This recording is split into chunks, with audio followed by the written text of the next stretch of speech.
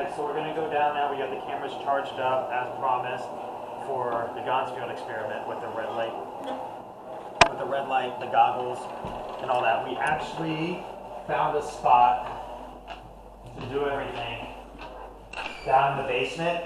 I know in the last film we said that there's actually no electricity down there for the outlets to work, so we were going to go to the second floor. We went to the second floor. There is electricity up there. However, there's too many windows.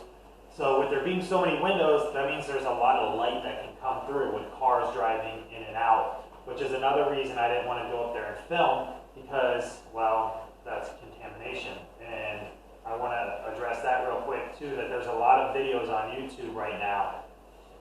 3 years old, 2 years old, 1 year old, 4 year old, 7 years old, however old they are. And they're running around on these upper floors not realizing that, hey, there's windows in all of these rooms. There's a highway that goes right here. Cars are shooting their lights through. There's lights all throughout this area, which you're going to see on all these floors. If we go up there and shut the lights off, sure, it's dark in the hallways, but when you go in these rooms, it's not. There are windows. There is light. There is sound. You can at times hear the cars sometimes going by, depending on where you are upstairs.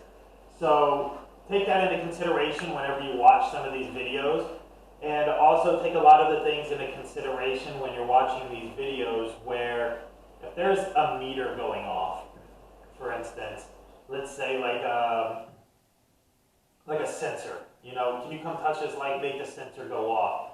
If it's constantly going off and you're watching footage like this, keep in mind that the battery could be dying. When a battery is dying in a toy, what does it do? It goes off, it goes off, it goes off. When your kids' toys are going off, chances are the battery is dying. Your house isn't haunted.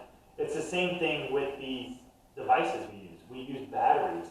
So when they're set to go off and make noise, the battery is most likely dying. It's not a spirit communicating with you. If you feel like it's replying by setting the alarm off after you ask a question, try doing it after you change the batteries. Better yet, stop asking a question, hold it in your hand, or put it down, don't ask anything, and see if it goes off. Because I just watched a couple videos as these were charging to see what other people caught here. And of course the footage just completely blew my mind based off the fact that they're not being logical through it. And they're just jumping to conclusions and assuming, oh my God, it's paranormal because we just asked a question and it just reacted to it. However, if you count the seconds after, they rush, they set it down, they ask another question, 20 seconds apart, give or take. 20 seconds to about 18 seconds, it was going off again. It didn't matter what they were doing. At one point, this team went to go ask the question and it went off as they were asking the question, which indicates, no, it's not replying to your question, it's the batteries are dying. It's not guiding you to go here or do this or anything like that. So when you watch these videos, guys, think logically. Also think about this. Think about if they're walking and they see and they catch an EVP. They put the word or the sentence on the screen. Don't believe it. Don't believe it. It's manipulation. If you cover up that word, and I've expressed this numerous times on my lives on Facebook, even on Haunted Tours, which is on Amazon Prime, and Conjuring Mackies as well on YouTube, I've mentioned this. It's manipulation. You're going to put the word up there. You're going to read the word. Of course you're going to hear it now because you just read it. Cover up that word. You're not going to, you won't hear anything. I promise you, hands down, you will not hear anything that they're saying. You may not even hear anything at all. It's because they want you to hear that, because that's what they want to hear. When investigators are in a location, a paranormal enthusiast, paranormal investigator, paranormal whatever you want to call them, detective, whatever, they're out asking a question, they're listening for that specific answer. Like earlier, I was asking certain questions. Can you say my name? Do you know my name? When we listened back on the EVP, we didn't pick anything up. However, anybody else out there, and I hands down guarantee you this, anybody else out there would have thought that they heard their name. They'd be like, oh my God, it just said that. Did you hear that? You didn't hear that? Listen again. And they would put their name on the screen. You would then hear it because they're telling you to hear it. It's psychological. It's proven that that happens. It's a real life thing, guys. And it's 2020. Tomorrow?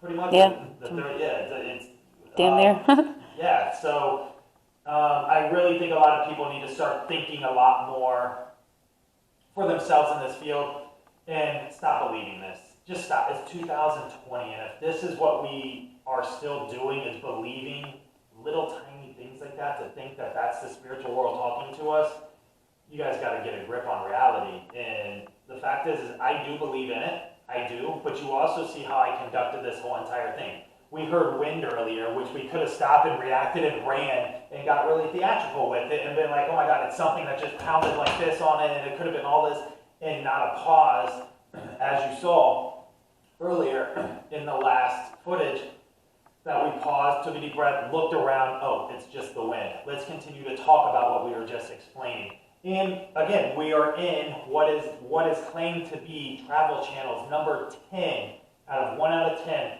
top most haunted places in the world. Anybody else would have overreacted and went running down the hallways freaking out. I know this because you can watch it on YouTube. I know you can go see all of this yourself. People are overreacting. However, we're not. We're thinking logically about it. Now, during the Ouija board experiment, did we react over the noise we heard? Absolutely. It was coming from the kitchen. There was a loud noise coming from the kitchen. You see us reacting to it. I grab the camera. I kneel down. You see all of this. However, when we got in the kitchen, nothing happened. But what did happen? All that noise that we heard when we were in the kitchen that we said was wind, right? Mm-hmm. That could have been the noise that we heard all the way from the kitchen, echoing down the hallway, getting lighter and lighter, right? The noise is echoing, getting lighter and lighter and lighter.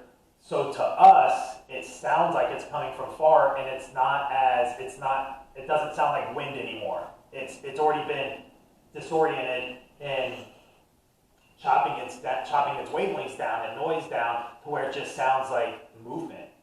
When in reality, I guarantee you it was the wind. Now that I think about it, and that's what I'm thinking about now, I guarantee you that was the wind.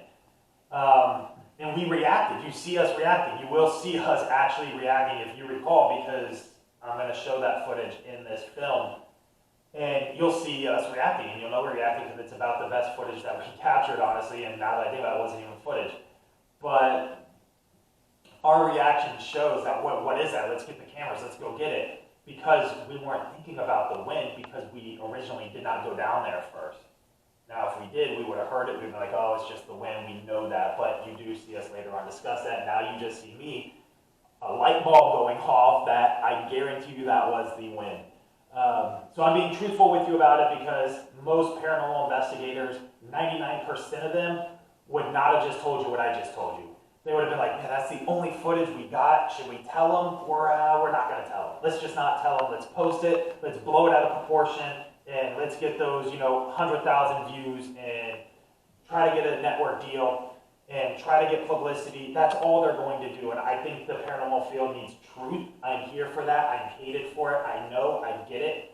But I believe that's what this field needs. We don't need people like Adam writing fabricated stories about the place. We don't need people on YouTube creating false fabrication with their over-exaggerated experiences.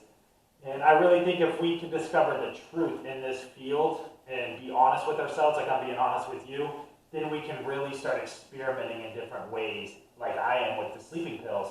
And I do feel them, by the way. I am feeling a really drowsy. I feel my knees are really weak. My muscles are getting really tired. I'm slouching a little bit more. I am getting tired. So, but I feel like if the truth is told like how I'm explaining it, guys, we can really open up and expand this field and really hit it pretty hard. So, enough of me rambling. As you can see, guys, I wanted to go do this experiment in the basement because of the windows that were upstairs. We needed total darkness except for the red light. Upstairs is not going to happen because of the car lights. So I did bring a bunch of extension cords. I got it plugged into the kitchen. We don't even need this extra one here. And we are going right back into the basement.